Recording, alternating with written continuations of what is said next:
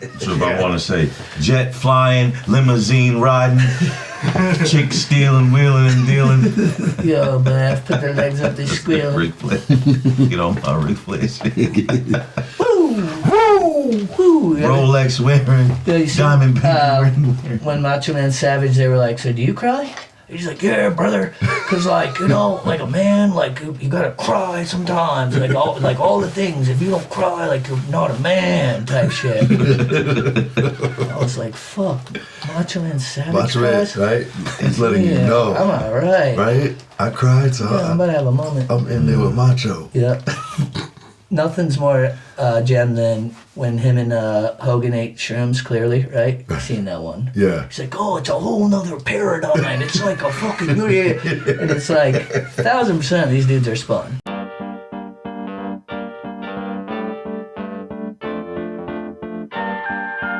Good evening, and welcome.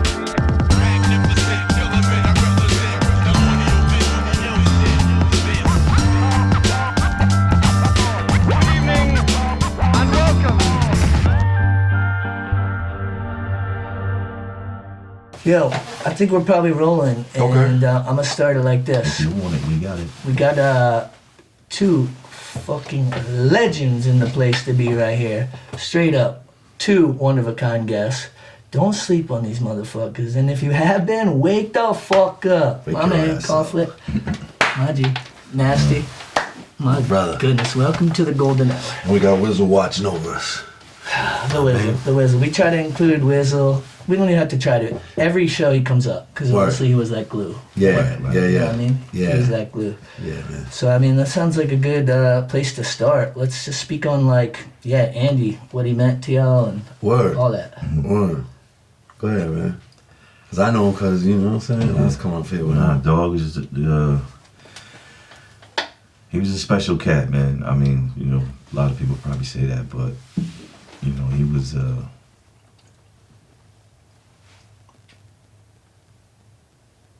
exactly what you saw is exactly who he was. Facts.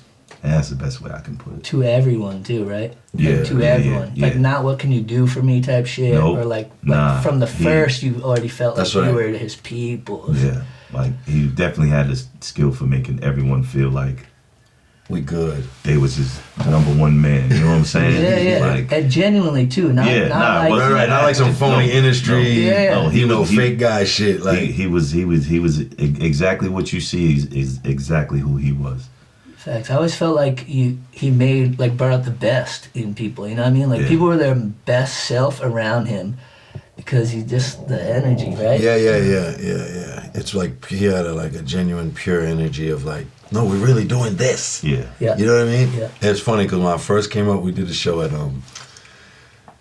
I think we brought Buzz up for a show, Oh yeah.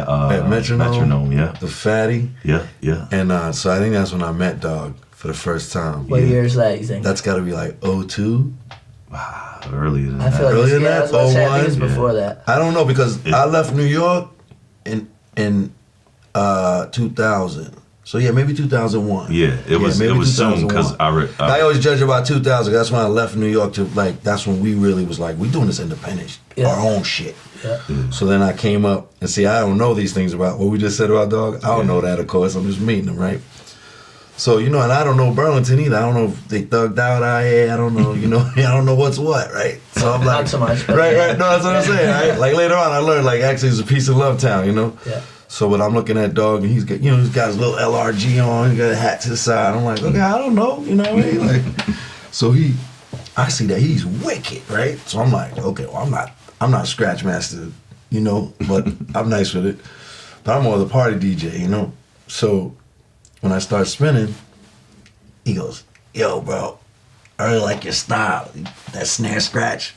Now me, I don't know if he's trying to play me because he's nice with You it. still kind of got that, like Yo, yeah, like I'm still coming from the city, like, yo, this Because that's motherfucker kind of trying to how play like somebody. it is over there, right? Like, if you don't know someone really, you're kind of like, yo, maybe they're fuck with me. Right? Yeah. Generally. Yeah. So that was my first quick take, right? Like, this is dude trying to play me?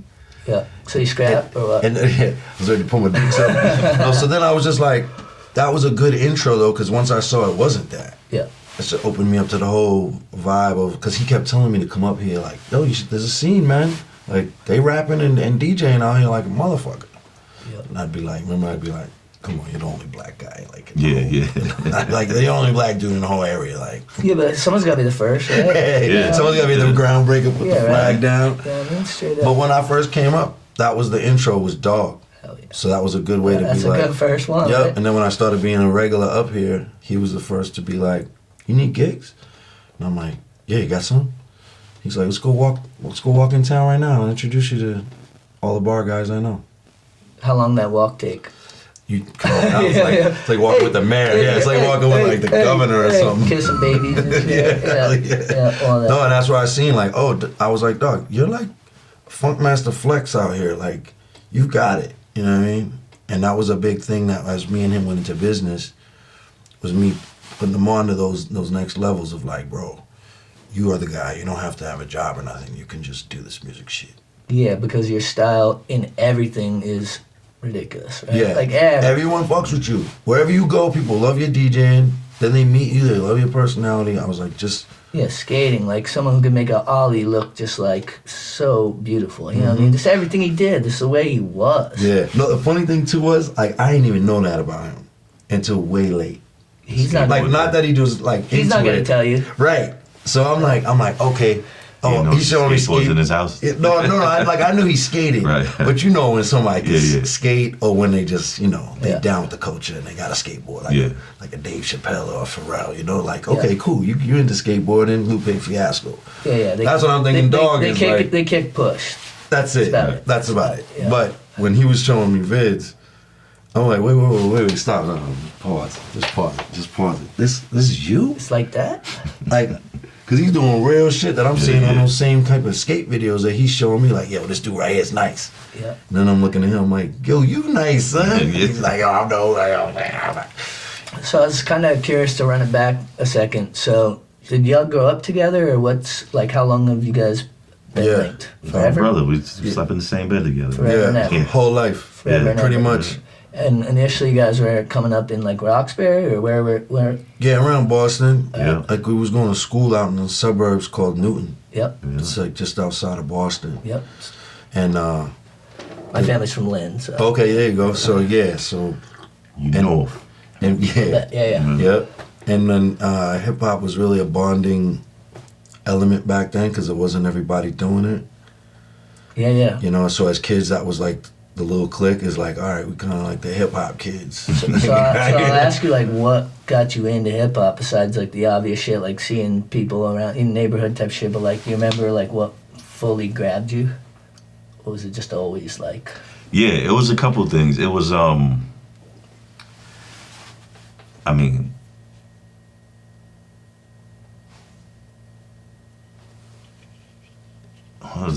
it's actually a lot of things, but I'll try to keep it. You had these pockets, right?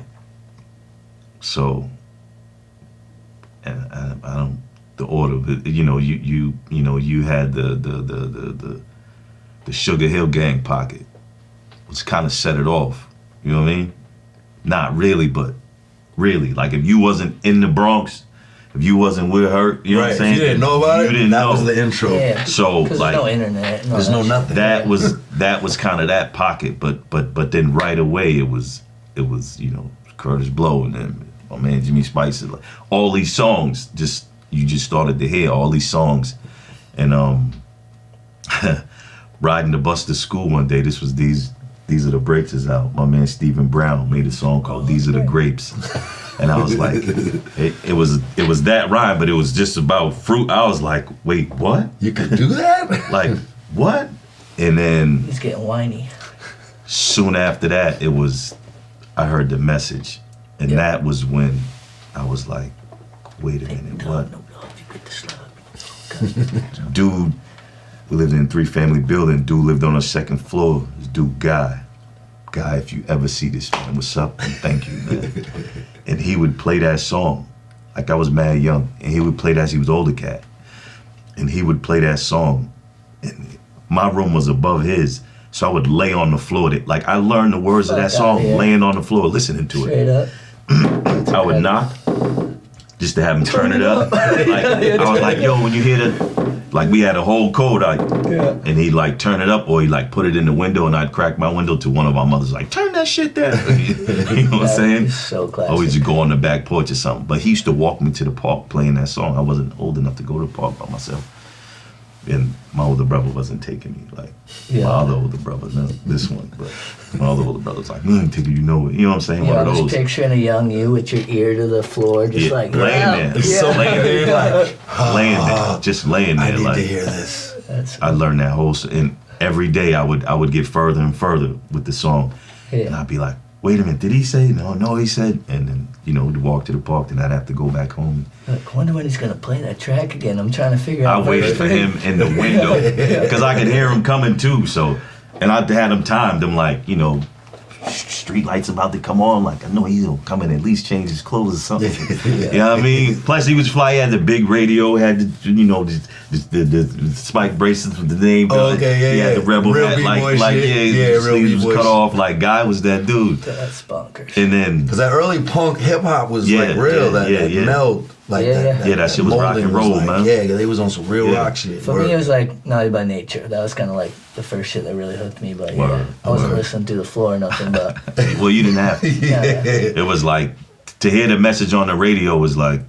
Yeah, because what's jamming 94.5 and shit, right? Is that what it was? That's not even before WILD AM. Like WILD AM. Maybe Kiss 108 or something. Yeah, like at night, like late, you might hear like Rock Box. Like maybe Run DMC. But it would be one person. There was always a guy in the neighborhood that was in his window with the radio, and he was like the alarm, like, yo, such and such is on right now. He put the radio in the window and boom. So that was it. So that on the floor listening to the message made me like, and then later on, we could get into all that later, but later on with the Rakim came, Chris Kane, that era, that golden when era. The style changed. You know what I mean? Like when it talkative rhyming came out. That shit still holds weight to me. All the way. It does. It really does. I mean, like even Run DMC, like I've listened to beats to the rhymes now or Run's house and be like, yo, man, they was ripping. Cause ripping it. They was the change from Melly Mel. Yeah.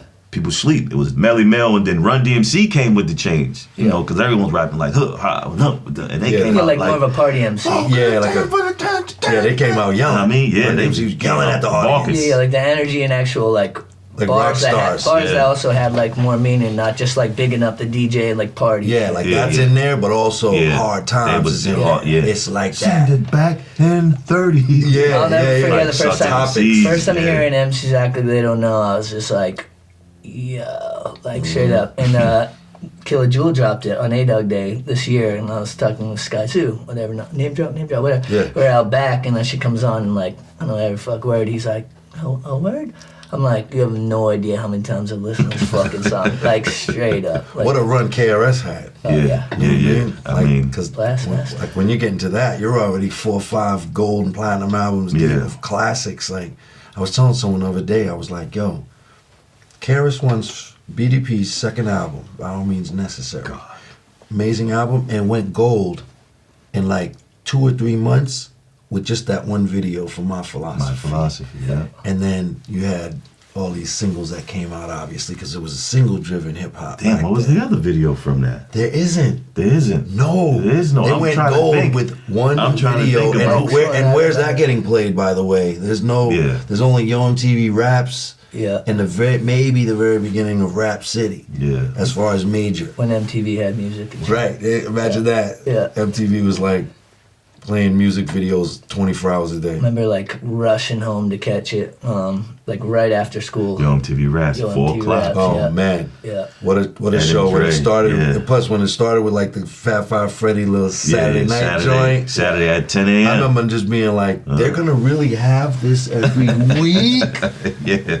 I don't have to hold my ear to the so floor. Not to go crazy, but like, that's like a major thing in hip hop is these levels. Like, so with Rapper's Delight, so for me, right, my homie on my block in this little neighborhood called Nonantum, right, suburb of Boston.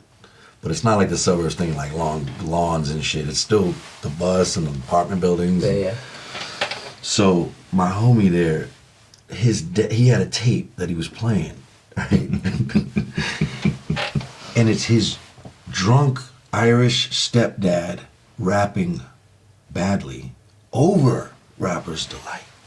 Now, Rapper's Delight is brand new, so I don't know what that is. You thought that was as the a track? kid. So I know it's him. No, so I go, right? Like, what the hell is it? got the No, I'm hearing it. I'm totally tuning his pops out. I'm like trying to hear what's behind him, right? Okay. And then I look at his pop, I look at him and go, what the hell is this? And we're talking like we're like 10 years old. Yeah. I'm like, what the hell is this? And he goes, oh, this is my drunk dad, my drunk stepdad. I said, no, not that. Yeah. What's that playing behind him? And he was like, I don't know, but it ain't disco. Yeah. Right? So we start laughing. A couple weeks later, or whatever amount, 10 years old, who knows? It's 6 months, a week, a day. Yeah, 79, man. It's 79, so like 80. Because back then a song could be new, it could be a year old. Yeah. You know what I mean? So after that, my boy comes back. His name's Sean, right? Sean comes back and he's like, yo, there's a dance that goes to that, and I found out what they call it. Fuck out of here. I'm like, what are you talking about? He's like, so they call it rap. That's rap music. I'm like, what? He's like, It's like the light bulb, right? right? Yeah, totally. Like the light is like shining on us, right? He goes, yeah, and there's a dance that goes with it. It'd be like this. And he starts doing that. Right? So I'm like this. I'm just mesmerized because he's like actually got a couple moves and shit. You're like, oh, what? Yeah, I'm like, yo, what the hell? There's a dance that goes with it? And he goes, yeah, and it's under this thing called hip hop. He like had someone that broke the science. Brought it to him. That was it, bro. Like maybe a year after that, I saw that documentary Star Wars that instantly my mom made me watch. I'm like 11 years old. Like, oh God, I have to watch something with my mom. Yeah. So With good. Star Wars. So good. That was it. I turned to my mom after Star Wars and I said, is this what I'm supposed to be doing? And she was like, if it hit you like that, probably. And now look, here we are 30-some years As a later. kid, we'll find a trade. Facts. Star Wars, yeah. Yeah, and then after that, Sucking MCs comes out. Yeah. You know? And that's like, That's them pockets. It wasn't flooded. yeah. No, you're right. It It's wasn't. It's them pockets. It was almost like every song that would come out was like, that you heard was, like obviously not every song that came out, but every song that made it to like Boston from them to times. where you could hear it. To where you heard it Yeah. was crazy. Like I remember you gave me a tape. I don't even know how you had this tape. It was like, the volume on the tape was like, it was mostly air. You know, like, Oh, yeah, someone was probably fucking. yeah. He definitely dubbed it from a dub of a dub. Yeah. But it was Transformer, Craig G, Yeah. PSK, or Gucci Town, one of those, Yep. Schoolie D, and then Oh Veronica, which is like, so Schoolie D is like the creator of gangster rap. Yeah. I've Philly heard rapper. him, but. Yeah. So Schoolie D was recording those records live with the drum machine and the DJ. He's working the drum machine while rapping. Yeah. And the DJs. Those records that we Yeah, love yeah. are made like that. Yeah. And he gave me a tape that was like, yo, don't play this with mom around. Because it's got curses. It's Veronica, the first rap that we're like, Veronica. this guy swears on it, and they're rapping about like, this chick done took it in the... Good. Yeah, Oh Veronica was like, some Dolomite shit. Yeah. Yeah, She she got the boogie in the butt. That boogie. but you know what I mean? Like, he gave me that tape. I had a little tapes of myself, tapes that I had recorded off the radio, whatever. It was on. I remember telling your brother, like, I got that Biz Markie. Because it was an EP, the first thing they dropped, making music with your mouth biz. Yeah. Well, the other thing is wasn't that much content coming out those days, right? So you would to catch know like you had it, like, Yeah. oh shit. He was like, you don't have that. I'm like, I went to Strawberries. Like, and almost fought a dude to get it. Like, there's only one you copy don't in the have that. bin. I do, but it's really hard to hear and shit because I Yeah. recorded from a guy. From Yeah. Because back then you double tape. You double that's how tape. this shit got Yo, around. how you got that? I got. Here, I'll take a dub it right now. Yeah, and then this one dude had it first. He's so annoyed because he just like has to keep doing it. Right? He's like, "Oh, let me live." Yeah, but think about it. That's like the creation of that's the birth of the mixtape. Yeah. like So, literal. so at what point are you guys starting to like create music? Like, what point are you like? I want to say dabbling? right away. As soon as we knew what hip hop was, Yeah. We used to pretend we had a radio station called WTDK. which incidentally is the tape that tape. you record on. It was the label like Max L or whatever. Yeah. It's TDK. TDK, yeah. So we was We was kids, and I remember I was like, he was To tell. he was like he had the turntables. I was like, yo, I could scratch. He's like, can you? I was like, yeah. I'm gonna fuck this. Man. And we're not even talking about like the real turntables. This is just the turntables I found like, that I could use. I was like, Like, he was like, yo. I was like, Needles fuck. records, fucking line room, record like. He's like, now you gotta do, cause I hit it like bow, the needle popped up. You're trying to play drums. He's like, he's like, I know how to do that. He's like, nah, you gotta do it like this. I was like, man, I don't want to do that. I think I'll rap. So we used to pretend we had a radio station. He was like the host of our radio show. And we would do battles. We would play these records. We would play like Fat Boys Against Run DMC. We were doing verses. Yeah, we were doing the verses. Yeah. You owe them. Yeah. Birthed you. Yeah. Yo, you owe them. I got the tape. Cheddar up. For real, we still got the tape. We still got the tape. Our voices are like this big. Yeah. You know, we're like, We did, like 11 years old or They something. did it first. Pay We up. did it. Who was that battle? We had Battle Hitman Howie T. The record when he was like, the Wabbit kicked the bucket. Oh, yeah. That was the real Roxanne. Yeah. The real Roxanne. But who do we have going Maybe against UTFO? I don't know. Maybe. But yeah. But we got It was That's only like 30 hilarious. years ago. You don't remember? What the fuck? We're only like 11 years No, old. we was kids. We was That kids. much we is was that, babies. yeah. Yeah. So that, and then, you know, he just with the DJ shit, and then, you know, me, I started to hear rhymes and just write them down. I started writing down what I heard first. Yeah. Just to see. I wanted to see how the words went. Like just to see how a rap look on Just wanted to see how it looked, because I would see, like, I would hear songs and see shit like, this is, you know, see colors and shit. I gotta I'd break be this like, down a little something bit. fucking wrong with me? Right, Like something's wrong with me. Like, I used to never tell nobody that. I didn't say that until, I think the first person I told that shit to was Trey. And I was at the joint, and I was like, yo, man, you ever listen to music and see shit? And he was like, oh, what do you mean? I'm like, oh, I'm from colors. He was like, yo, they say Michael Jackson did that. I was like, that's a thing? Havoc too. For real? Havoc. Yeah. Yeah, Havoc from Mobb. He said when he produces, it's like painting. Yeah. He puts the colors together. Yeah. That's how he knows when the beat is right. I I was like, for real, when he took, like, because he had said it in an article, and then when we did a session, I asked him about it. Yeah. And Hav was like, yeah, that's real, man. And I was like, so what do you mean? And he was like once the sound hits, Yeah. colors start coming out. No, it's crazy. And so So you're but painting, making beats, painting. to like write it was like, you know, when we had little sing-alongs on Sesame Street where the words light up and all that. Like when you write it, the rhyming words was like, I was like, oh, that rhymes with the, you know, stop, drop, but Right. all in between stop, go, these stop, blah, blah, drop. Oh wow, You that's how- inadvertently learn how to count bars without even realizing. that's Never what mind it a is. ball count. I should have. If I'd have known I would told the story, I would have brought it because I found them. And I still have them. It was just like a thesis because I always wrote in paragraphs and just. So it was like that, and Yeah, the process That is shit like is my just- favorite shit to hear about, right? Because seemingly everyone does it a little different, but then there's some shit when someone says it, and whether people want to admit it, like Trey knew what you were talking about. You know what I'm Yeah. saying? He's like, what? No, but nah, he knew. Yeah, right. Like Yeah. he knew because Caught the wave. there's this feeling you get when you're creating, right? However you describe it, there's this feeling you get, right? And it's like we all can relate to some aspect of it, even if you're hardcore, but it's like it's emotion, right? Yeah. Straight up, it's emotion. So anytime I let's talk about like the process and like comes up, that shit gives me chills. Yeah. I always tell people that they're like, yo, when you write, like, how do you know? Like, he'll just tell you, like, he's like, yo, that beat. I'm like, I don't have the first line yet. I'm just listening to it. When that first line hits, and I get that, like, with a brain tingle, like, oh, Like, oh, this is it. This is what and it's then it's gonna just be. throw up after that. You know what I mean? Like, just coming out. once that first, and you're like, oh.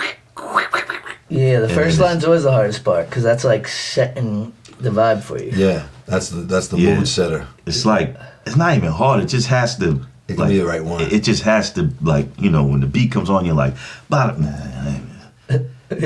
the beat comes on and you say it, it's a click, and then it just like bing, bing, bing, bing, bing. like I just hit bingo and this shit just started. Like you're waiting for a wave type shit, and it's like, no, that ain't the one. No, Like, that fuck ain't right. the one. Yeah. And then once you stand up, you're like, whoop, here we go. It's like the fucking confetti gonna go as soon as the first line, Yeah. Yeah. and it's over. Set the flare up. That's it. So we're gonna jump around a bit, but Yeah. I want to congratulate you, new album. I want you. to tell the folks about it, where they can get it, all that. Just dropped what, Friday? Yep. Head of a snake, thumbs of a thief, man. You could get it. Right now on Bandcamp. You get it on Bandcamp, and you can check it out. He posted it on a YouTube page, and it's got the lyrics on it too. So We did like a lyric video Yeah. album. I love Yeah. that. Yeah. So it's where you can, Bandcamp and that yep, That's dope. and that's Konflik Music on YouTube. on Hell yeah. YouTube. So you produced the album? Pretty much. Yep. Yep. We got our boy SK on it. Yeah, Yeah. Shout out, Robert. What up, Yep. G? I Yep. see you. Salute. I see you. He's Oh, an animal. He's an yeah, animal. he's a beast. he is. Yeah. He came through Saturday. It was good to see. Yeah, he came through, Yeah. filled up the little event we had, Yeah. little release party. Uh-huh. Old Gold did a beat on there. Yeah, he did. And Stomp. then, he did that song Stomp. And then this dude, he's from France, right? Paris or from something? Paris. Yeah, some dude that just hit him. Shout out to Red Dot Beats. Yeah, Red man. Dot. Go ahead, Shout bro. out, man. Shout out. Salute. Yo, I mean, music is that though, right? Like people, it's like, what? You got some dude from Paris? It's like, yeah, because we about the same shit. Yeah, like, he sent you a know? beat, that Yeah, vibe. I was. He played me the beat like, yo, I want to do this. I I'm like, was- that fits right in. Let's do it. I just seen it. You know what I mean? I don't even know how I ended up like following him, me. I don't know how that happened. Yeah. But it was just this one beat. It was that pop beat, and I was like, I hit him up, and I was like, yo, man, can I use this? And he was like, yeah, sure. Did he say wee wee? Nah, he was just like, don't play my man. All right, no, I'm just playing. But you say he's from France. He's like, yo, we bonbons, all that good shit. Yo, all up, my dude. No, for sure. Yeah. And Still enough he spoke English is what I was getting at. you know? so I mean, it was all text. Oh, word. So What was it, English? yeah. Oh, word. I hit him, and he was like, yeah, and then we recorded it, and then my brother was like, yo, ask him for the stems, and I was like, the what? And I don't know that technical shit, I don't know. You know what I mean? I mean, I pretend like I get it. Like, I get it. I don't, Like, yeah, I do not want to. So here's a quick one. Stems is the instruments and the music separated to the track. There it is. Those are the stems. I was being humble. I know I did this. But Yeah. anyway. So, So he said, yeah. well, he was like, He was you know, hesitant. He was hesitant. You know, because he's selling his beats, so he's a businessman. Yeah. But I was like, yo, can I? And he was like, you know, I remember he was like, yo, I don't really like send the stems for a free beat. I was like, I'm gonna send you the song. I sent him the song. He hit me right back like, yo, I'm sending you the stems. That's tight. And then I sent him the mix that my Right. brother did, and Yeah. he was like, yo, He was like, yo. who is your brother? I don't need to talk to him. Here we go. Yeah, here we go. So then it was on, and now he's our guy. You know what I'm saying? Like Yeah. I just talking to him yesterday. Like we got to do it again. Yeah, especially because he went hard with it. Yeah. Once Oh, hell yeah. once it was out, Yep. I give props to people that you don't just got to beat on his thing. Like you a part of Yeah, it. yeah. And promote it as such. Yeah. You're a part of something. You know what I mean? Like we don't. As people can see, there's only a few beat makers on the album besides me. Yeah. Because we don't need, quote unquote, anything else. But we need those extra flavors. Yeah. You know, like when he hears something, I just always tell him, if you're feeling it, then If we'll you're grab official, it. Yeah. if you're official, you're gonna find out. You're gonna be a part of it. Yeah, like when he played me Stomp beat, I'm like, whose beat is this? Like, this beat is hard. Yeah. He's like, oh, dude, man, da da da. And I'm like, oh, okay, good. This is like, because it first started out, actually, this project, I don't know want to tell that. Like, it first started out kind of as a producer project for you. Yeah. I was Originally. gonna get a different beat from a bunch of producers. Yeah. And And then the album just kind of came together in a different way where I was like, you know what? These 9 are an album. So you got to record an intro and a title track. How You know, long I was just- this project in making? Honestly, could have been dropped in January. Yeah. You know what I mean? Yeah. Like when we made the first project, which was Back to Basics that we put out last year. Yeah, fire. Yeah, good looks. We had the other one almost ready too. I would say pretty much done, except we didn't have like the newer songs because Yeah. we hadn't created them yet. But we had enough to be like, so then I was like, let's just try and drop a single a month, starting January of this year that's gone. Yep. I was like, let's see how that goes. Yeah, And it stacked worked. up. And you know how it worked? I know it worked because people was asking him, I mean, y'all must have dropped like 5 projects this year. It's like, no, we dropped only singles. But that's proving that single project, it's the same in the mind of the It's a good way to do listener. it too, though, because you're building them up. You're Yeah. like building them up, Yeah. and then they're hyped to hear the, Yeah. the Yeah. full flow together. 'Cause Yeah. no matter how fire like all the tracks are, to hear the album and the way that you guys put it together, and like everything from the order to Yeah, little just skits the whole and stuff. the whole jam.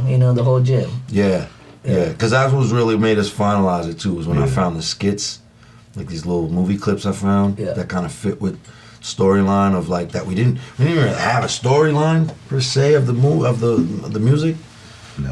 but it was like when I found these clips, I was like, yo, this kind of glues it together. So now we need an intro, a couple pieces to bookend it, kind of. Yep.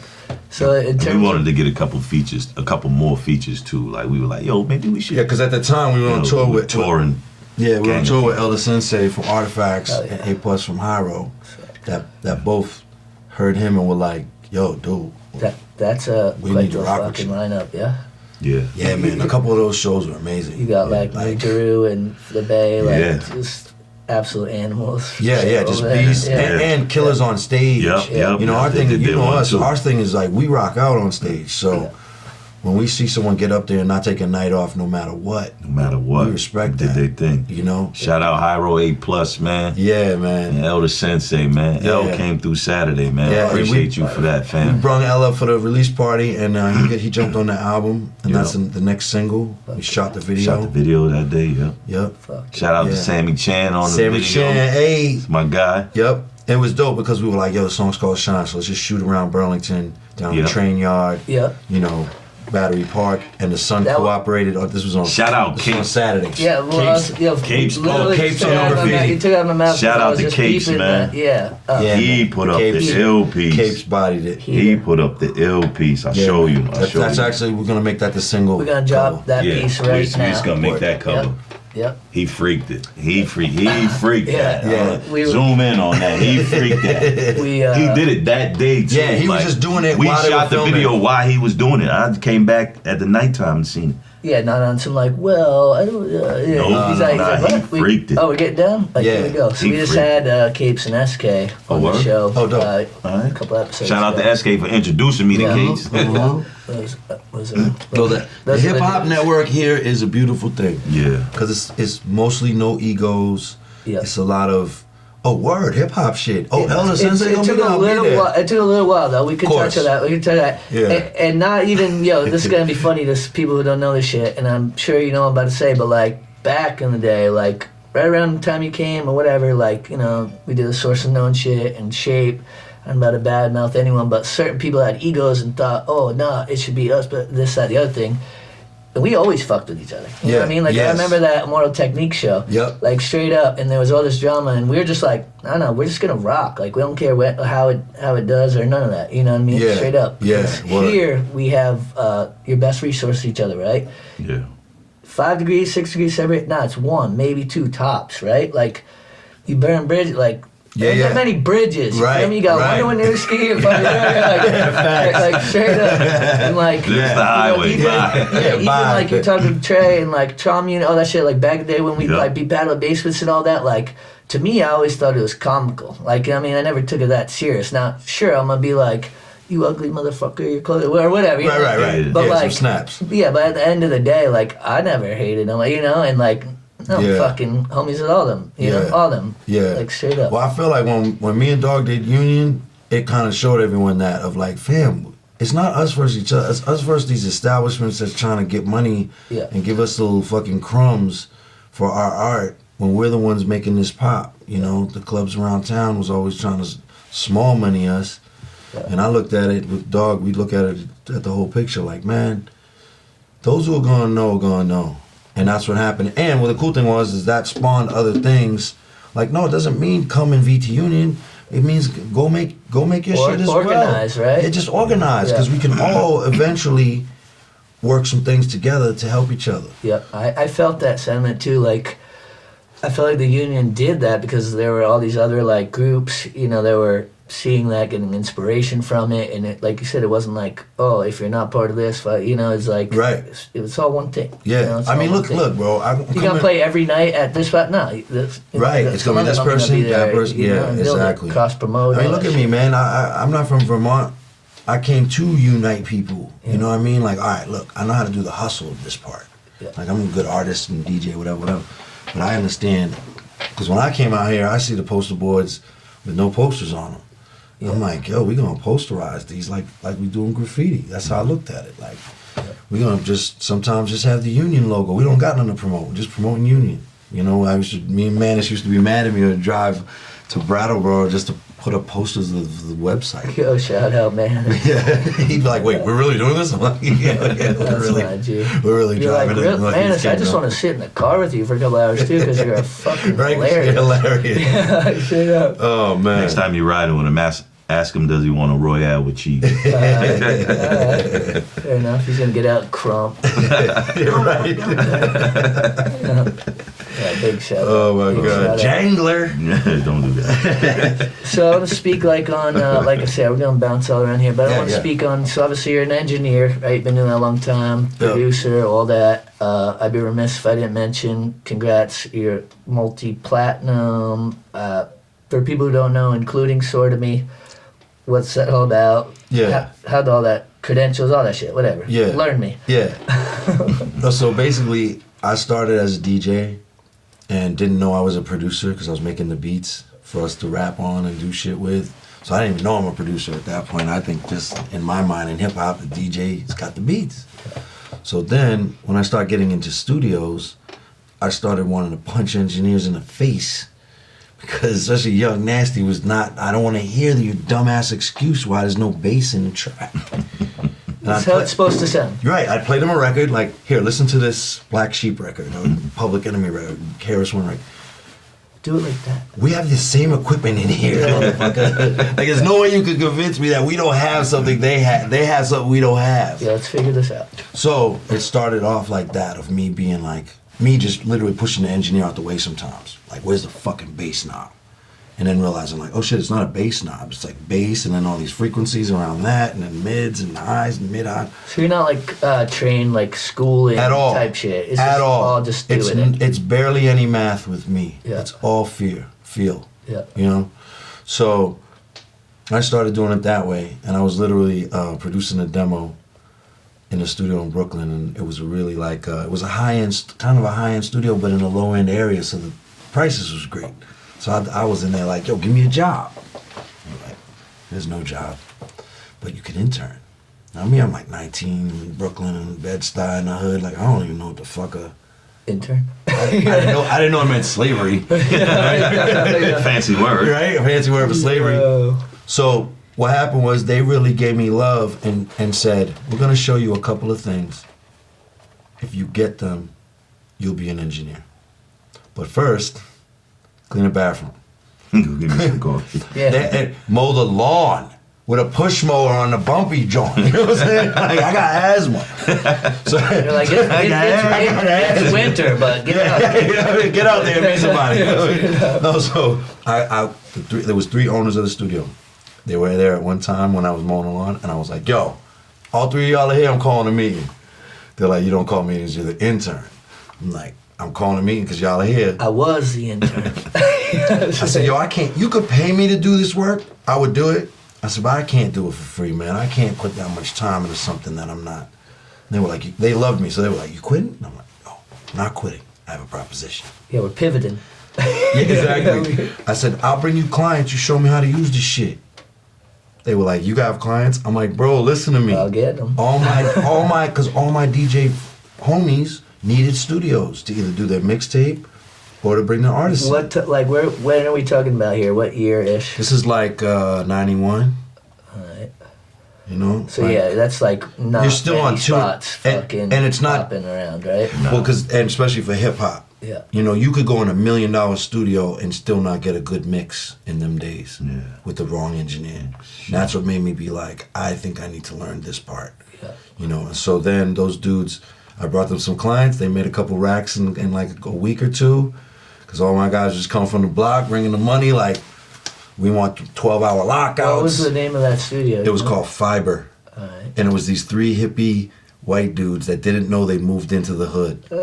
Like, Red Hook I was remember right Fiber. there. The projects was literally across the street, but there was a highway in the way, so they probably didn't really know where they moved. You know what I mean? They're like, don't go over there. Like, they were like, when they started meeting us and us telling them like, yo, y'all know that don't go over there, right? Don't cross the like, street. Don't cross. Marshy ain't that friendly. Like, yo, and this is Red Hook. This is Red Hook. So Yeah, this yeah. is like the water is, the river is, and the bay is right there. I knew kids that would sell drugs, not to get on some other shit, but they would jump into, they allegedly sell drugs. They would jump into the river from Red Hook to escape the police. Yeah. Like, throw to work, go Muslim. But so once they did that, they started, at first they were telling me, for every hour you book, we'll give you a half hour of engineer learning. Right, so I'd bring a 6-hour session and get 3 hours, like at a couple of days later or something. Once they started making some bread like that, they were like, just be around this motherfucker. And then they basically sat me down. We're gonna teach you the 3 M's. It was miking, mixing, Master. and MIDI. Oh, MIDI. MIDI. Mastering is at them days was still like the Masonic secrets. They're not getting taught how to master records. I mean, you're probably not teaching a ton of people that either still, right? Right. I mean, Yeah, exactly. Like, motherfuckers gotta eat, right? Yeah. Yeah, it's just like anything else. So that got me into the game. Like, they saw how quick I grasped all those things. And I realized I was already doing some of that stuff from when we're at the house, and I'm like, you gotta do it again. That shit was distorted. Yeah. I gotta turn the mic down on this one, on this pass. So I already was learning about engineering. So that just made me be a beast, because they saw like, wow, this guy knows nothing about what he's doing, but he's a genius at it off the rip because of the ear for it. He knows nothing and everything. Yeah. So that freed me too, because then I'm not thinking about, I'm only going by the laws of sound according to what I can't do. Like, yo, if you make too much bass on the mix, when they put it on vinyl, the record's gonna skip. Okay. Like, those are the only parameters I paid attention to. Yeah. Like, and they would always tell me they mostly fix that in mastering if you fuck that up in the mix. So me, I was like, I'm just gonna make it sound exactly how I think it should sound, and according with obviously the producer. Now, are you rapping at this point too? Nope, not at all. Okay. Like, can barely rap.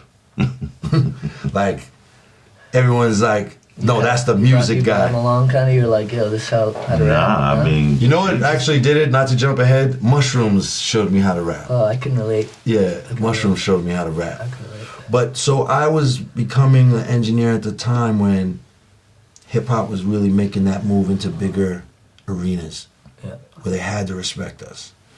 And I think I did that for 6 months, just being at the studio every couple of days or every day. Sponge. And by 6 months, I was engineering my first project. It's actually a really dope crew of dudes called the Lords of Brooklyn. It's a famous graffiti crew called the Verrazano Boys from Brooklyn. Yeah. Caves is the main dude. He's a graffiti legend in New York. So they had a group signed. They grew up with Everlast. So they had a group signed to House of Pain through this Rick Rubin Venture record, some shit. Yeah, like first breaking, breaking through. Early. Yeah. And their manager came to me and said, we need a hip hop engineer because I want you to craft not their sound, but how they're doing it. Give them some of your insight as the hip hop DJ, because they're more graffiti dudes that know how to rap and make beats. Yeah. So I kind of was giving them, not like telling them like 16 bar shits, but just giving them formats and like, you can do that. You can balance it out here by putting a scratch right there. Yeah.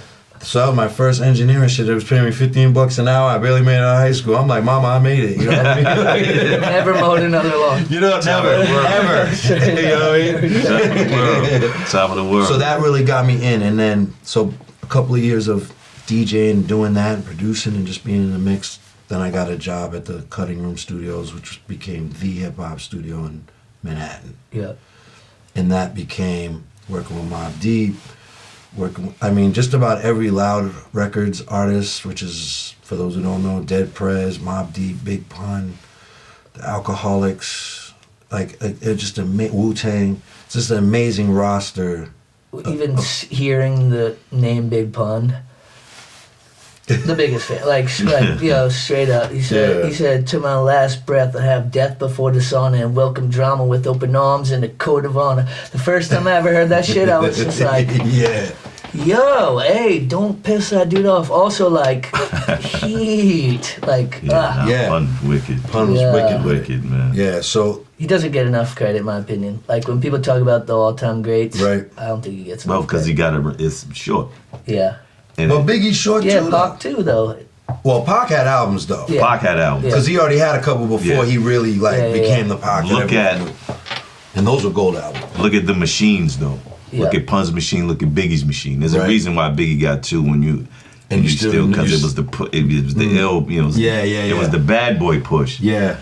That's a lot of it, right? Sean Just Combs ran the city. You could be amazing at essentially anything, but if you don't link with the right people or learn, whatever, just the whole way that you go through the avenues or whatever, all that shit could either elevate you or not, right? And everything in between. I think people who know Pun, like someone who know. Yeah. Well, look, when we play, when we do shows, we do a little section where I play some of the hits I helped create as an engineer. Yeah. And with the right audience, when that Pun joint comes on, the Dream Shatterer joint, God. the word for word, and that is not an easy word for word. Any of his joints not an easy word for word. These motherfuckers know it word for word. Shout out to Ghost Squad, because they when we did that in Manchester, that was the first time I seen everybody on board. What? They whole clique was right there, and I'm talking about word for, like I could drop the beat out. I know the words as if we were performing. I don't know the words like that. Yeah. Like you missing every I know the words type shit, whatever. But like, you know what I'm saying? No, they was barking the words out. They know. They was like the breath, crystal clear, like you know what I mean? Yeah, and with Pun, I was part of the album in spurts in different places, the Capital Punishment album. But what really solidified my position on that album to say why I got a plaque and all that was because I did all the skits. And it wasn't just, back then it's not the digital era. Uh-huh. So when he's explaining to me, I needed to sound like we're on the street corner and then we're going to be shooting at each other and packing them back of that. I have to get the sound effects. So when you hear those skits on the album, when you hear a gunshot, that's me on the MPC pressing the gunshot sound effect. They're acting out the skit. I was picturing you in the studio. Licking on, right? Mad holes in the roof. But they're literally acting it out. They would give me a loose outline of what the skit was. And then I'd add all those sound effects. So while they're on the headphones doing it, they can hear it as if they were really doing it. So it became a situation, and they had to finish. This is back when you had deadlines. It's not just upload. So they'd be like, "Yo, if you don't get these skits done tonight, it's over. We're going to mastering tomorrow, and then we're going." That means mastering means going to the pressing plant, because that's an era where 1 million units, 1 million streams is not 1 million units. Yeah. 1 million units means 1 million people went out and bought something. Yeah. CD, album, or cassette. Yeah. So, and that's the era I come up in of being a hip hop engineer, not an engineer. And the engineer circles hated me for that. Because I was like, no, I could record a band, mic up some drums, but that's not what I do. Yeah. I work with hip hop producers and rappers because it's a different sound. So why do you think that upset them? Just because they thought that you were being egotistical or some shit? No, it was more like he's not in the clique. You know what I mean? And he's. You want to be? No, I didn't. No, but of course. No. This isn't my perspective. Yeah. Their perspective was, who's this guy who didn't go to school and he's getting platinums before us? You know what I mean? It was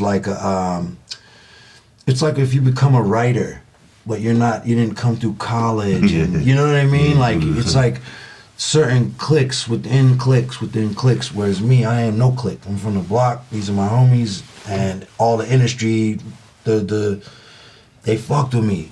because they were like, this is one of us, that when I turn to them and say, why does the bass line sound like that? I just give them a real answer, not, well, the 100 hertz and the 10K and the, I don't even know what I'm saying right now with that. You know what I'm trying to say? Like, yeah, because they'd be like, huh? Like they're what? looking at it like, so some people love that. Some people, get this guy out of here, he doesn't know what he's doing. You know what I mean? But like, I am hip hop. It's like that, right? The people that got that, which Loud Records got, because I was the go-to. They would say, if you needed to get done, go to cutting room and get Nastee, or at least ask Nastee who to get over at the cutting room. Yeah. Because I became the head engineer. They ever show up and you're like, we need the lawn mowed and shit. You never send nobody out there. So, you know, that whole like, I had to go through it type thing. Yo, grab some Dutches on your way. Yeah. Right? That was the thing. You don't come to the studio, grab some Dutches. Yep, Dutches.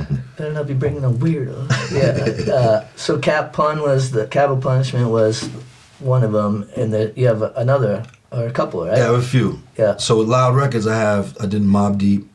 So I did a bunch of recordings and mixes for Murder Music album, but it got bootlegged at the time. So a bunch of songs got cut from the Murder Music that everyone has in their library now. But I mixed their single Quiet Storm.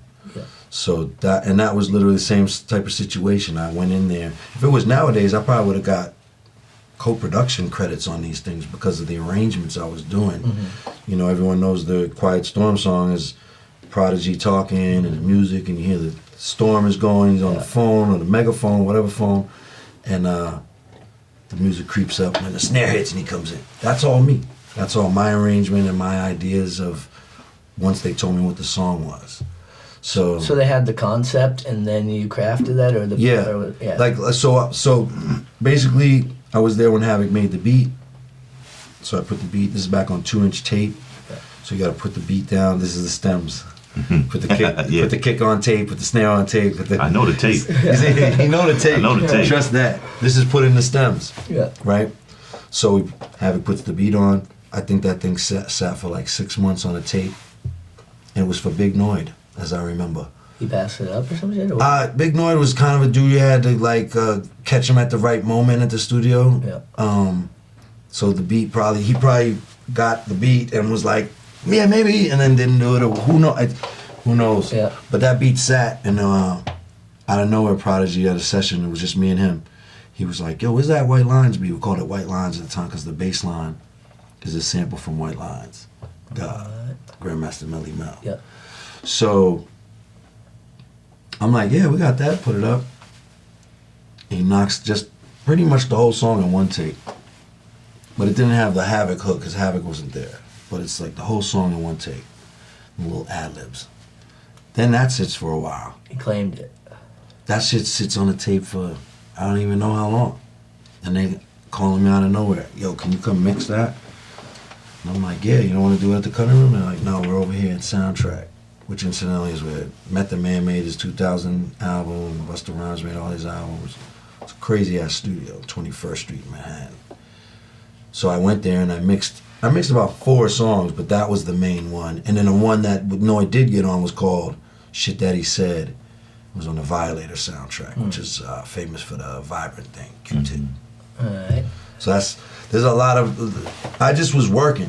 You know what I mean? I wasn't even chasing any of those things, the accolades or the plaques. Yeah, you're just hungry and shit. Just, honestly, was paying the bills because for me, the engineering thing became a quick hustle, whereas producing was like so political, harder and harder, like, you know, as people started getting equipment and hip hop started becoming everything, it became a type of game where if I needed to pay the bills, you know what I mean? So I couldn't wait for so-and-so rapper to show up just to play on my beat. I'd be like, you know, most Def would tell me like, yeah, come to the studio tomorrow. I'd be like, what time? He'd be like, I'd be like, nah. I can't. My rent is due. Yeah, like I got a session at 7, like, and it's gonna go till 4 in the morning. Yeah. You know. So, at what point did you guys start actually like recording and like making stuff that you were releasing, like, together? Shit, we was recording since. Well, we did that first. We just talked about this. That first demo. After that first demo. Yeah. What made me know that hearing his guys was serious was they went and made a demo without my anything. I didn't even know. Yeah. And I just showed up with a demo like, yo, do you think we can get a deal with this? and he played it and was like, the first song was dope. It's freestyle shit. Yep. And then it was that chick joint that I did not want to do. Right. And I was like, every time it came on, I just was like, just bypass that song. And then I forget what was the third song? Was the Exhale? No, that was the second demo. Oh, was it? Yeah, I forget what the third song was, but it was like 2 out of 3, so it was cool.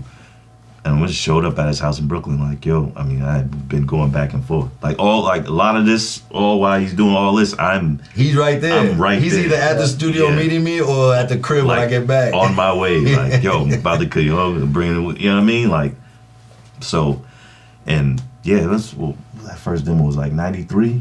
93 was that first demo. Then my first, now we went to some little studio in Boston, but the first real studio I laid a demo at, we was there all night, and it ended up being Massive B Studios. So It was Bobby Condas. shout out to Bobby Condas, like that's our fan. Icon DJ in Like, New York. Yeah. You know what I mean? Yeah. That, you know, You ain't leaving until you got that shit. I met, Like, you know, you're in the spot. You're like, Bobby, obviously through him, they was, you know, and then, you know, I came along and it all clicked, and she showed us so much love that day, like, was like, yo, he was like, we need a tape, like, oh, we're gonna have to go to such, and he's like, I got a tape right there, just buy it. Boom. Because 2-inch tape at the time to record on is a $200 tape. Yeah. And has 15 minutes worth of recording time on it. Yeah. And he gave that shit Three to me. songs usually at most. He gave that shit to me for $75. I'll never forget that Yep. shit. and if Yeah. you can't go over it. Or You can, You- you can but erase it's a tape that will degenerate. Yeah. So it's not recommended. Yeah. You know, and over time the tape starts to literally deteriorate. Oh, I like have, physically. I have a graveyard of them. Yeah. It's sad. Yeah. They turn into like this powder. Like, as a matter of fact, I was doing a session where I had to go through a catalog of tapes. It was Run DMC's catalog, where we had all the master 2-inch tapes. Some of them were so old, like the Hard Times reel was so old that when the assistant was rewinding the tape, it was shedding the tape. And I'm running across the studio like, you're erasing history! Gosh. Yeah. Like, because what they do is they bake those tapes. They do this thing where they bake them, they heat them up. And that's what it makes, I guess it makes it kind of glue back together, the actual tape. Crazy. Yeah. Crazy. Well, I gotta say this, like, so we know each other a while, but I feel like this might be kind of weird to say, but I feel like you're finally, like, people are starting to understand how ridiculous you are of an MC. You know what I mean? Like, I'm sure the heads who know, all that, but like, you've been dope since been dope. You know what I mean? But I feel like, I don't know if it's like a new focus or just like, everything falling in line or whatever, but I feel like it's your time is what I'm saying. Like, straight up. Appreciate that. You know what I mean? I'm not down selling any of your previous accomplishments. I'm just saying, like, you're on some fire right now. And like, I'm like dig that. riding on that, you know what I mean? Just respect. Nah, Yeah, Yeah, straight up. Yeah. Straight up. I And appreciate you that. know me, like, I'm on some, like, if it wasn't like that, I'd be like, Yeah. It's cool. No, I know. Yeah, cool, Remember, you used to show up every Thursday trying to battle me. Remember? You don't remember that? He's like, no, I'm trying not Well, I mean, there was no one else left. I already murdered all of them. Right? Like, I got to aim for the top dog. Yeah, I'm saying, like, that was funny. You know? And Well, go ahead. My fault. I was just gonna say, like, sorry. Nah, it's all good. It's hip hop, man. We all supposed to think we the best, and we all supposed to, you know what I mean? Well, I'm the best at being me. Right. You're the best at being you. That's right. And if you were whack, I wouldn't have been trying to battle you because it'd been too easy. You know what I mean? Right. Like, straight up. I'm like, I'm trying to elevate. Right, Like, you're trying to get up I need there. someone who might have a chance to fucking get at me. You know what I mean? And vice versa type shit. Yeah. I just you gotta remember back then, like, so we got a lot of music recorded. You know what I mean? Just to kind of finish that up. Like, Yeah. That Like, he's got albums worth of 90s material that never and came we out. have static albums because we used to call ourselves Static as a group. Actually, that show we spoke of earlier was the first Static. show that we played as Static. And then me, Dog, and Fatty B started the IOU thing. After playing with Grip, we went to Thursdays to play. In this town, this was a live band town then. This wasn't no 2 turntables in a mic town. So you guys kind of like accommodated that ish No, for we- a sec. pioneered that shit. Like we had a resident. And shout out Grippo, because Grippo really loud. Shout out Dave. Grippo really loud that. You know what I mean? Like, like saw that it was art. You know? Dave was my ex-girlfriend's high school band teacher. Word. Yeah. He's a Grip's the man, legend. Like this, this was a live band town. This wasn't no. Facts. So to have a every Thursday at Red Square back then was like, wait, what? And then every Thursday, all year round, it was just banging. That's when I started to tell him, like, yo, son, you gotta come up here and blah, blah, blah, and nah. Yeah, that was a special time. And then he came and he started doing Sundays. Right. Yeah. I started doing Soul Sundays. He started doing Soul Sundays. So it's a lot of firsts right here. True. For somewhere that we ain't at. We ain't from here. Yeah. But, we seen it. Do you feel like that helped you kind of like grow in a different way than maybe if you just stayed, in like the bigger city and all that, right? Because to come here where it's like, it's kind of like, I want to say like free for the taking, but yeah, sort of, you know what I mean? Where it's like, I could create something new, we could bring this thing here, and it's like, I don't know, let's just keep it a buck. Like in cities, there's like more haters. There's, people are on some like, nah, fuck I, just all the whole shit, the whole dynamic. Whereas here, you're like, well, it's pretty safe. You know what I mean? I ain't really got to worry about too much, whatever. Like a fist fight maybe is like the worst thing. When I came over, I was like, wow, it's like a fist fight could happen. Yeah, and also, but they're not going out to the car and also coming back to like, shoot the place up. You're, like I said earlier, you're able to like get right at the owner of this place, or this, right. It's not like you got to go through all this other fucking. Everything was real accessible. Yeah. And just just doing that, and it was like fashion yourself a bodybuilder, and you spent all them years working out. You know what I mean? You spent all them years working out. Clearly. And then now when you start to flex, motherfuckers is like, yo, he got muscle. Nah, he been had muscle.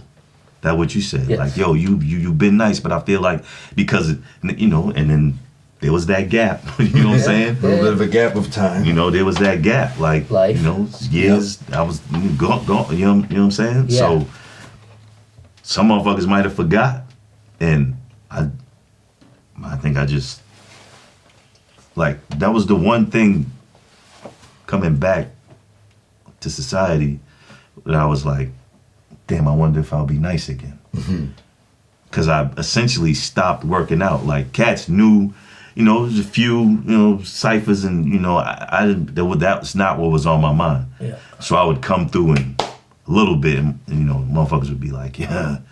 Motherfuckers used to call me the old man. He used to be like, yo, don't get old man out here. Like, you know what I'm saying? So how long was your not tropical vacation? 7 years. And I came home. Here we are. I came home, like I came in on the backside of Union kind of thing, but I came home and they was doing the Prodigy show. That was the first show I played when I came home. Oh, yeah, I had just came home and show. P had came home, Yep. like some months before. Yep. And that was the first show that I played. And I remember thinking to myself, like I had to beg to play that show. Like I brought my backpack to my PO. I mean, let's keep it real. Like I brought my backpack to my PO and just dumped it on the table like, yo, this is what I do. Yeah. Like that shit that y'all got me on, like, it wasn't no hustling shit, you know what I mean? Yeah. Like that shit that y'all got me on, like that was just a moment. I was playing the show that night. Yeah, that's That's the smallest sample size ever. Yeah, Exactly. You want to let me thrive? Yeah. This is what I need to do. I threw my whole shit on the table. She was like, and there was another guy there that really rode for me, and he was like, you be here. You're like, WTD. Right? Yeah. Like I had all my notebooks and all my shit. And he was like, will you be here at, I think he said 6 a.m. And I was like, yep. Because remember, I was like, I don't even think we left at 2. I was like, I ain't even gonna go to sleep. And I was there at 5:45, like, I burnt it. Tow it down, son. He pulled up and was like, and I was like, yeah, you probably want me to come in because you thought I'd spend the night out drinking. Nah, I wanted to play the show. Right. You know what I mean? Like, Right. I want to get back to it. Right. It wasn't an excuse to do something else. he had them restrictions and chains on me. So Yeah. all the while, you know what I mean? So now it's just like, So I gotta say this. I was thinking about it earlier. We don't have to get too specific, but like, the instance that, you know, you're referring to that got you wrapped up or whatever, I think it's safe to say I've probably done equally, if not far more, whatever you call it, physical, whatever. But the thing is, like, A, I had my fucking little white privilege here, Vermont type shit, and B, like, was fortunate enough not to ever, like, get convicted of some shit or whatever. Right. But for anyone who doesn't know, not that we really need them to, but it's like, you can't judge somebody by one fucking instance when they got wrapped up, because most motherfuckers could be in trouble for some shit they did at some point in their life. You feel me? Yeah. And you're gonna catch like like one time, and again, I don't get details, whatever, but it's like, oh, one time defending or whatever. It's like, that ain't me, so don't get it twisted. Yeah. You know what I mean? I mean, Exactly. I'm from a place where you know, like I was taught, like, Spear you. somebody goes home, somebody goes to the hospital. Yeah, spear like, you, and it ain't me. Good or bad, but coming up like that, after all that, you see that, wait a minute, even though that's true, you kind of have to think beyond that of someone goes home, someone goes to the hospital. Now, that's the umbrella, right? Yeah. What are all the things holding the umbrella up? You know what I'm saying? What can I do to make sure none of that happens? Yeah.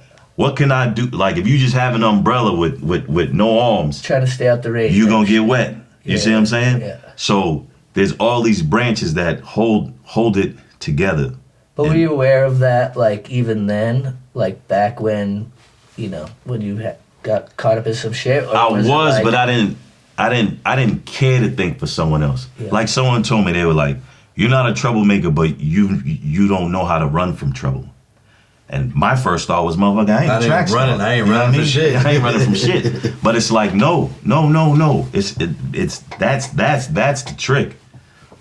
The thing is to be on this side of the bar and you noticing your surrounding, because I'm an observant motherfucker. Like, you see me, I'm always in the corner. Yeah. Because that's how I came up. We was always in the corner, like, it's over there. Like, you see the drunk dude coming, and he bumped every motherfucker coming right towards you.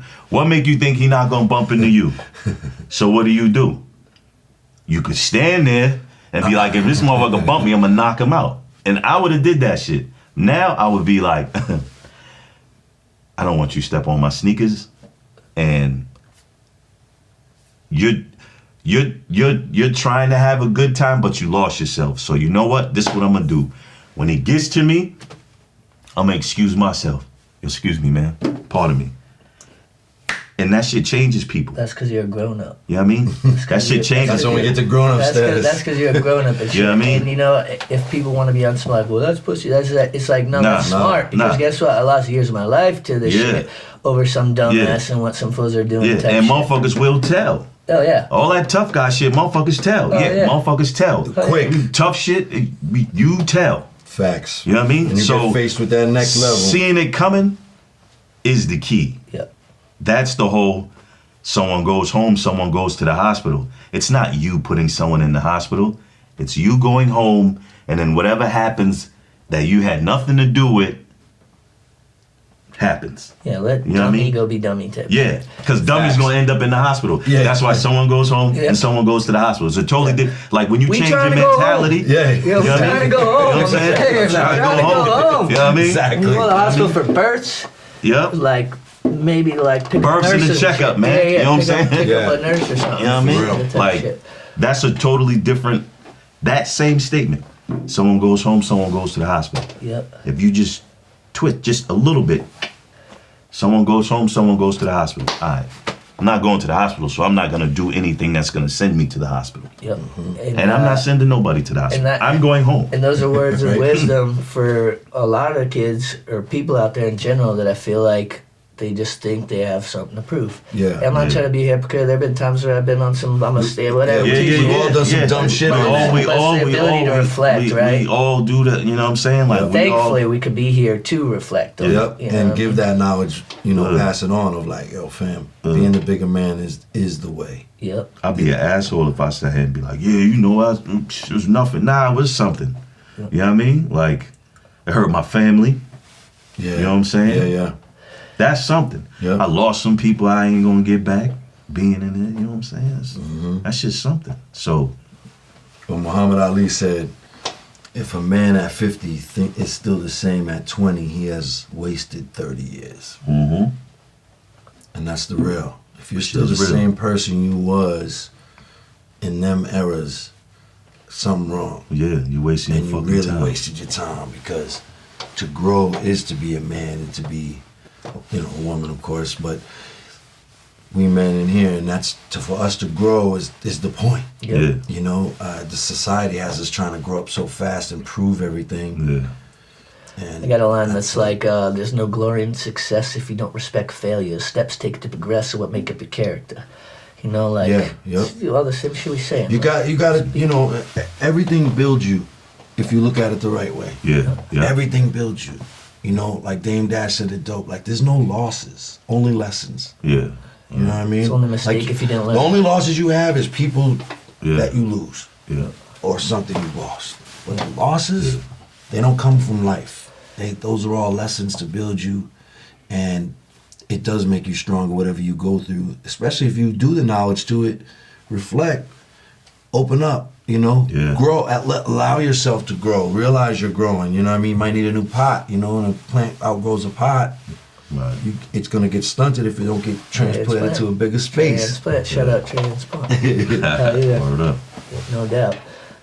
Well, that was And I would say that's real to me though. That whole shit, like you Yeah. just talking about it, is a reminder for me, right? Because you never know impulsively when you might be on some shit. You don't never Right, know. some dumb shit happen. You don't never know. You don't never know. That's why I say, if I could see anything, like, Go home.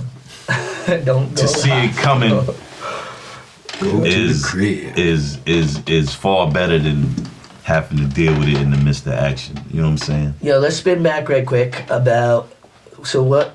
Now that you just put out the banger, right? You guys just got off tour, right? Where were y'all touring at? Like, for people who don't know, I was following it a little bit, but because it seemed like it was like a pretty homegrown, but it seemed like it was like, there was some heated shows, right? Like, Yeah, Yeah. man. Yeah. it was kind of like smaller venues for the most part, or a little bit of everything. It's a good size. Yeah. Some of them smaller, some of them more.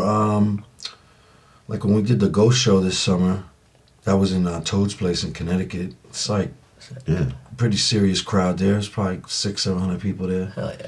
And That was Toad's places. Toad's Place is like famous, kind of yeah. like a higher Shit ground famous. of Connecticut. Yeah. So it's dope because that's what's dope about the tour. Because I really wanted to step out on the tour to really feel it out. After all this bullshit we just been through for a couple of years, Yeah. and see where people was at with it. We was like gauging towns, like how many, not to diss anyone wearing a mask, but how many towns was super masked up still. How many, still coming out, still a little bit afraid. Like at first I was like, wow, they're still a little bit afraid. Our chicks been making out in Winooski. Right. So the tour thing became like a good gauge. Like the last couple have been really dope. So you're doing the album primarily on this tour? Yeah. Yeah, and this tour is with CL Smooth. Yeah. He's celebrating the 30-year anniversary of They Reminisce Over You song, which is crazy, and that's one of his favorite MCs. My homie Yeah. skated to that song. Word. Yeah. And we're doing an album release party for our album, for his album, in each city. Sick. So it's like everywhere we go, it's because really the bigger picture is it's his music and like us working together, but we're building this afterlife thing, which is like a new take on record labels. I'm not gonna do the old school, like whatever we do with the business, the model is already formed of not gonna be the old school industry style. Yeah, not style getting of shit. exploited by some. Yeah, and we're not giving you a big ass bag, man. Like so that you can go make this record and we can't make it back. You know what I mean? Like it's more the model is changing, but becoming more artist friendly. Yeah. It's accessible. Yeah, and also like there's so many scopes of how you can release music now. Our music is we do CDs, eventually we do vinyl. I think it's going there. I think it's going there where more It artists are is. gonna take the power back for It themselves. is. Well, and because in my opinion, a lot of the digital shit is taking away the voice. Yeah. Because everyone is working on trying to be in the algorithm than actually expressing themselves. Yeah, there's nothing better than buying a fucking record from such and such who just got off stage. They're right there. You you got the artwork, whether it have the lyrics or none. You know what I mean? You like hand them the dough, say like, give them a pound, take a pic or something. Fucking grip of my records, either obviously came from Melburners, Flex, or like hand to hand from artists. Because I'll be like, I could have another beer or two, or leave with you know, a piece like of this. Also, start supporting more. Fools, buy that shit from artists. You know what I mean? Yeah. Straight up. Because now you can get it from the artist direct. Yeah. You know. Yeah. Also, guess what? That you ain't gonna have that beer tomorrow. You're gonna have a hangover. So have one or two less. And support the artist. That's right. Words to live by. Yeah. So we're going a different route. Like right now, we're just on Bandcamp. We'll do this album. I think this will be our last on all the streaming platforms. Not really feeling that shit. Yeah. We're still gonna release this album on Black Friday on all streamings, so that anyone who missed it will be able to tune in. We'll throw the link up in the description and all that kind of stuff. Yeah. So, but we see the analog world. But the point of Afterlife is to figure out, okay, that's Konflik's lane. What's gonna be your lane? It's gonna be really good. No, but you know what I'm saying. But you know what I mean? Like, in other words, no, this could be streaming will really work for you. You know what I mean? Like, there's some artists out here, they're never gonna tour. But they got that streaming game. They figured it out. They're dropping music and getting organic views and maybe even seeing a little check. Yeah. So that's what we want Afterlife to be more of, figuring out custom fitting for artists as we get to that stage. Right now, it's just me and him and whoever else come along. Hell yeah. You know? It's building. It's on the way. Yeah. So where are you heading? Where's the rest of the tour stops? So, where we Thursday starts in Manchester at the Shaskeen. New Hampshire. Shout out to Josh, man. He's a good guy, man. Good dudes. That's the cool thing, too, is we get to meet some good-ass motherfuckers that own these venues. Because it's a different generation of owners. You know, it's more us. You know what I mean? So they're like, they see him spit, they're like, yo, this is so sick, oh my God. Whatever y'all want to do, come back anytime. So that's Thursday. And then Main Fridays in Bangor. Let me see so I could... and then it's, I think it's Worcester, Mass after that. Worcester Saturday at Electric Haze. All right. Which I got to shout out Worcester because every time we've gone on the tour and went to Worcester, it was good. A good show. Like good vibes. Yeah, they got a good scene there for sure. Good amount of people there. Plus the trees, you know, the smoke there is official. They're trying to push their, you know, Springfield is really like, we're the Springfield. Like, trying to change their identity a little bit. You know what I mean? From what so we got a lot of love out there, and it's good to see a scene that's like, no, this is a spit scene. Like, these motherfuckers is rapping. This ain't like, oh yeah, there's like a club scene of like rappers, and that's cool. But I wanted to get back to it, and I'm seeing it. Let me hear you rap, motherfucker. Like, put the beat on. Rap. All right, okay. You know?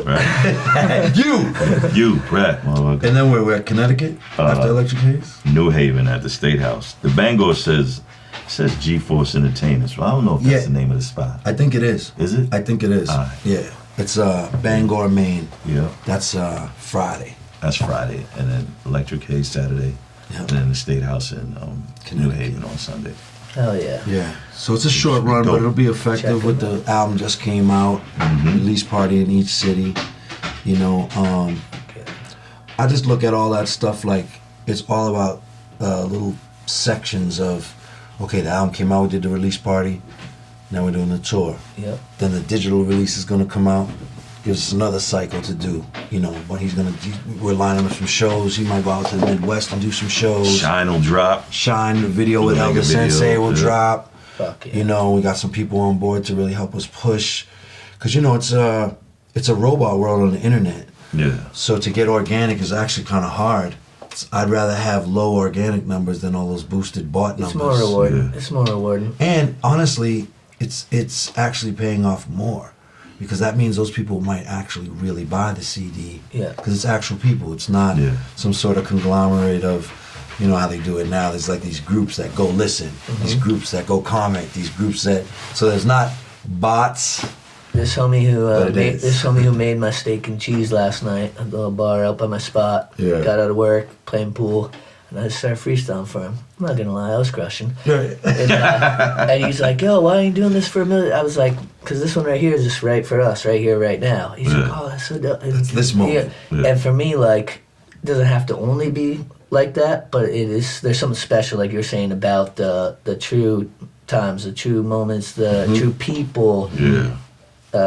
Motherfuckers that don't expect it or aren't asking for any, just that real shit. Yeah, the man. expensive sounding cliche, but you know what I mean. No, it's true though, because a lot of what we see is phony.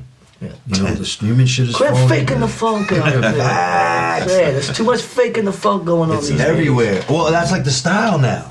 Yeah. You know what I'm saying? Like in a way, that's the style. Like the whole fake it till you make it is to like, it's been it's exploded into. No, it doesn't mean fake it to your friends and shit. Like fake it meaning okay, I got to make it look like I'm this when I might not be. Well, but I'm that's glad just you brought that industry up shit. because it's Halloween. Yeah, I hate and I'm out of style, right? It's like my costume and shit. But tomorrow, November 1st, I'll be in style. New trend coming. All right. Yeah. Well, shit, you guys want to give any shout-outs? Anything else you think we should absolutely touch on at the moment? I do have to dress up a 7-month-old that do some Get ready, candy shit go and all get some that. candy. Yeah, word, cool. But this has been fucking so fun, man. Hell just yeah, to man! chop I'm it so up. glad to get this Thanks together. for having us. Yeah, man. thanks for having us, us. man. Always big shout-out, Sean Mesha. He's the one who makes the shit happen. You feel me? I get to kick it, sit here, but The man behind the Yeah. board. Man behind the boards. yeah, you can relate. You know what I'm All saying? day. I mean, sometimes you jump in front and all that. Yeah, I like to have fun with it. Yeah, You know. absolutely. But just shout out to everyone doing the music thing, man. Everyone that's out there really doing it for the expression. If you're putting money in, yeah, you want money back. We know that. But to everyone that's just understanding this is expression, shout out all them people. And definitely shout out my brother A-Dog, who's a genesis of a lot of this. Afterlife comes from VT Unit and Forward, which is literally me and his babies that we see now. This Afterlife thing is an extension. And I always got to shout out my brother. I always got to fill the A's up. Always. Yeah, man. And everyone in the support team, So Big Rye, shout out Big Rye. Yeah. The voice in New England. The voice in New England. And the glue of Burlington hip hop shit. We're trying to do something. Word. We need to talk to that guy. Yeah, big facts. We're getting him on the show. Shout some people out. You don't like Man, nobody? so many This shout dude outs. don't like man. nobody. So many shout outs. You do it, then you forget, and you walk out and you're like, damn, I That should've- should've Well, would've so what coulda. I like to do is just be like, yo, probably gonna forget some people and shit, but like I don't forget you. I just you know. I mean, I'm into the disclaimer. Shout out Vibes Entertainment. Shout out Danny Vibes Word. Entertainment for putting on the album release party. Yeah. Head of a snake, thumbs of a thief. Go get it. You see it. Grab that up. That's right. That was a coaster. Yeah, that was a coaster. Coaster poster. I co-sign the coaster. You know what I'm saying? Shout out this guy, man, for, you know what I mean? For Big up yourself. Big up yourself. seriously, Bring up your chest. Like, I don't know if I would. Honestly, I don't know if I would. As much as I love hip hop, like I don't know if I would be doing this like this if it wasn't for one phone call that we had. And that's huge. Like bigger than that. Yeah. It's if you talk about the monumental moments in your life, like just talking to my brother on the phone while I'm watching him on MTV Raps with BDP, like, yo, are you on MTV Raps right now? He's like, yeah, it was earlier. How? Who? Wow. What happened? And then, so that wasn't the conversation, but He didn't say WTTK.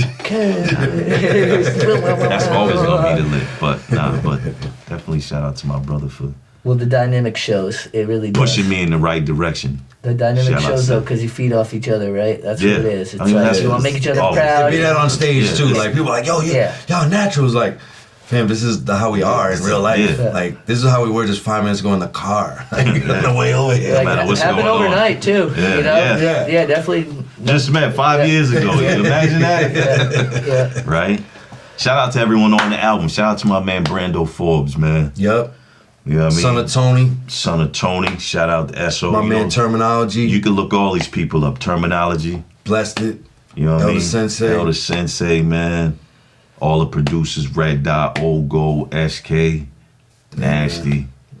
Yeah, man. Who else? Big up See? to everyone involved. Who else? Who else See? is it? Who I have to, else? like, look at the record. real quick. Yeah. Oh, Jamal Milton. Jamal Milton. See? Killed it. How we almost forgot Jamal? We didn't forget him. We didn't I forget mean- him. We didn't forget him. Oh, You know what I man. mean? Shout out Yeah. Jamal Milton, man. Hey, it's been a pleasure.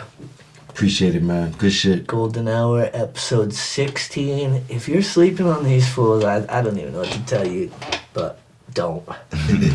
One love, we out. Peace.